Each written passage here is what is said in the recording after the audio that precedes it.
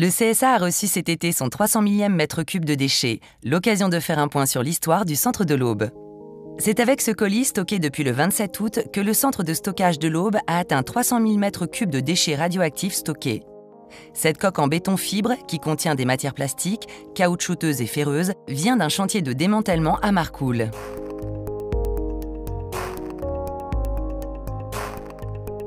En réceptionnant ce colis 23 ans après sa mise en exploitation en 1992, le CSA atteint cette année seulement le tiers du million de mètres cubes autorisés. Une performance qui illustre la volonté de l'Andra de préserver au maximum cette ressource rare que sont les sites de stockage. Construit pour succéder au centre de stockage de la Manche, la durée d'exploitation du CSA est d'abord estimée à 30 ans. Mais les efforts des producteurs pour produire moins de déchets permettent bientôt de la réévaluer à la hausse. Le volume de déchets livrés passe de 20 000 m3 en 1996 à moins de 13 000 par an depuis 10 ans. De son côté, l'Andra optimise le stockage.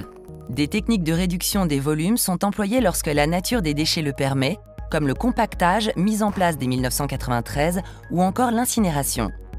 En outre, l'inauguration du CIRES en 2003 a permis de réorienter certains déchets à très faible activité qui étaient précédemment stockés au CSA. Ainsi, la durée d'exploitation du CSA s'estime aujourd'hui à 60 ans. Véritable vitrine de l'expertise de l'Andra, le centre attire régulièrement des visiteurs du monde entier. Le CSA continue à développer son activité, comme l'atteste l'inauguration prévue en 2016 d'un atelier de contrôle des colis.